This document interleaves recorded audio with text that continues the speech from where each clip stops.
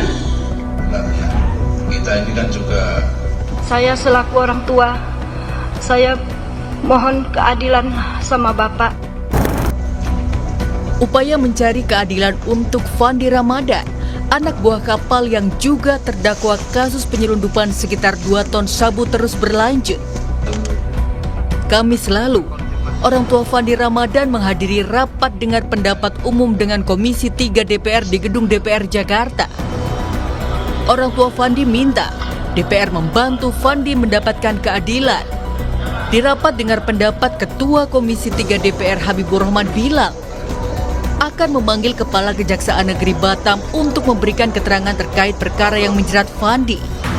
Komisi 3 DPR RI akan memanggil Kepala Kejaksaan Negeri Batam untuk perkara nomor 863 Pitsus /2025 PN Batam guna memberikan penjelasan seterang-terangnya terkait perkara yang ditangani tersebut.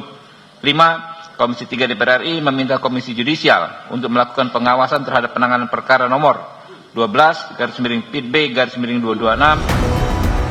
Guru Besar Fakultas Hukum UPH Jamin Ginting menilai DPR berhak memanggil jaksa untuk menjelaskan penuntutan yang dianggap tidak memberi rasa keadilan.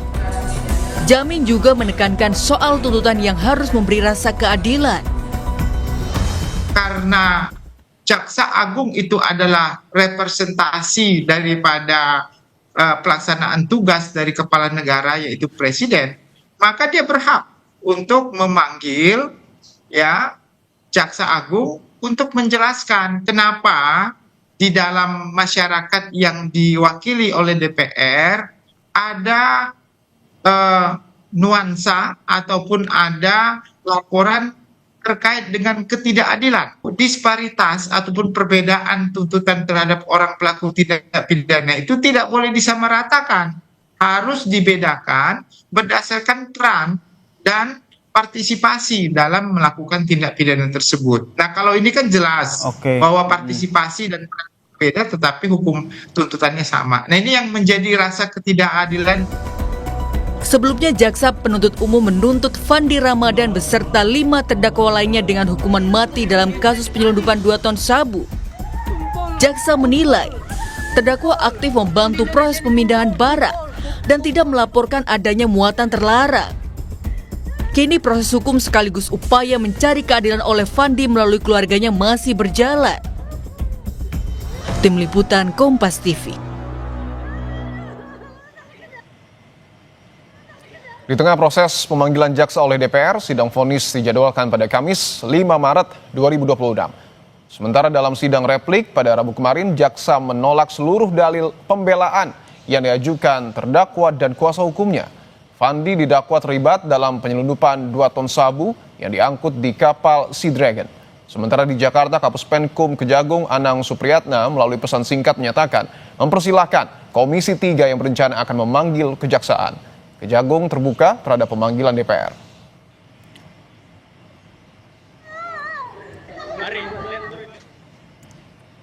Komisi 3 mitra kami tentunya kami persilahkan karena bagian kewenangan DPR dalam fungsi pengawasan untuk memastikan bahwa hukum telah dilaksanakan sesuai dengan ketentuan dan rasa keadilan. Kami sangat terbuka, kami persilahkan, ujar Kapus Penkum Kejagung Anang Supriyatna.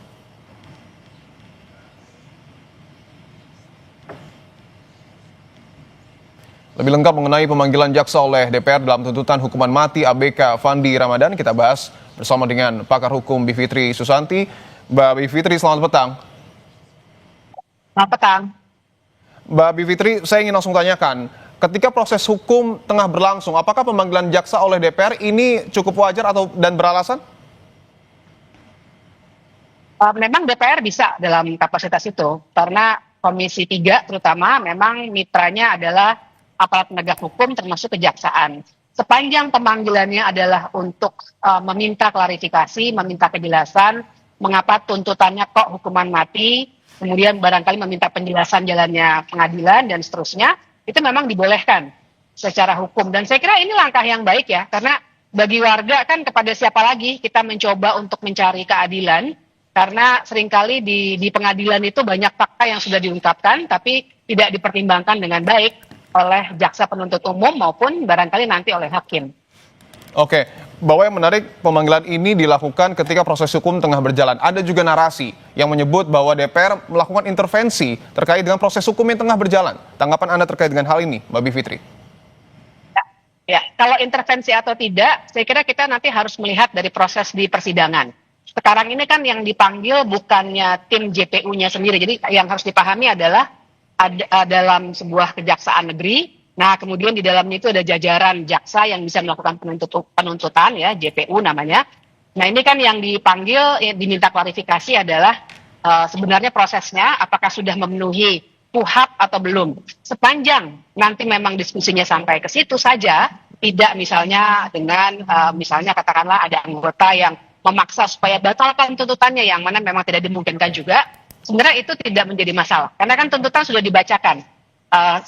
Nanti yang akan terjadi selanjutnya adalah proses berikutnya tidak ada lagi wewenang dari kejaksaan, tinggal menunggu putusannya seperti apa. Nah, jadi di titik ini untuk meminta klarifikasi sebenarnya bukan intervensi dalam arti itu karena tuntutannya sudah dibacakan.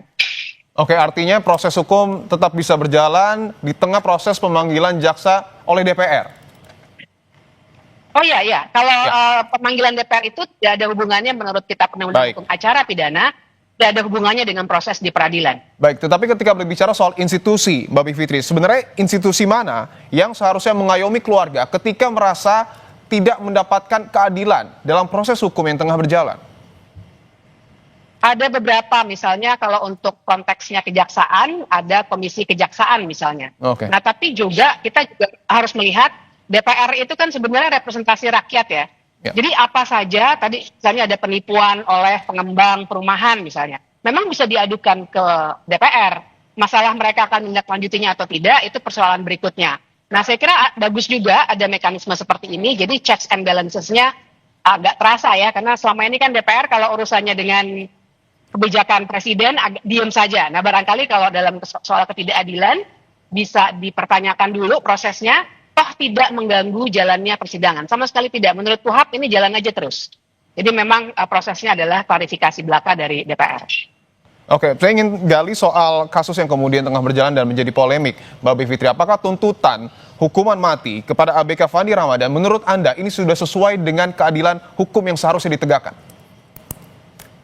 Menurut saya sih tidak sesuai ya, karena kan penuntutan itu harus proporsional. Artinya harus dipertimbangkan peran dari masing-masing orang. Kalau sudah saya saja yang di luar bisa mengikuti bahwa ternyata ada fakta yang diungkapkan di sidang, artinya kita semua bisa lihat bahwa ternyata dia tidak mengambil keputusan. Dia bahkan tidak tahu apa barang yang dibawa, misalnya seperti itu. Nah itu seharusnya jaksa bisa saja menuntut lebih rendah atau bahkan menuntut untuk dibebaskan. Menurut KUHAP atau Kitab Undang-Undang Hukum Acara Pidana, itu bisa dilakukan kalau memang ada terbukti dalam sebuah proses persidangan. Nah ini kan yang tidak dilakukan, saya kira ini yang diminta klarifikasinya. Oke, bahwa pertimbangan ini harus dilakukan secara proporsional, jaksa bahkan tadi disebut oleh Mbak Bivitri bisa menuntut lebih rendah atau bahkan dibebaskan. Terima kasih pakar hukum Bivitri Susanti telah bergabung di Kompas Petang.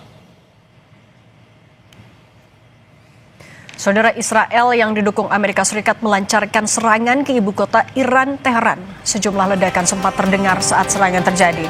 Kedutaan Besar Iran di Jakarta mengecam serangan ini sebagai tindakan kriminal.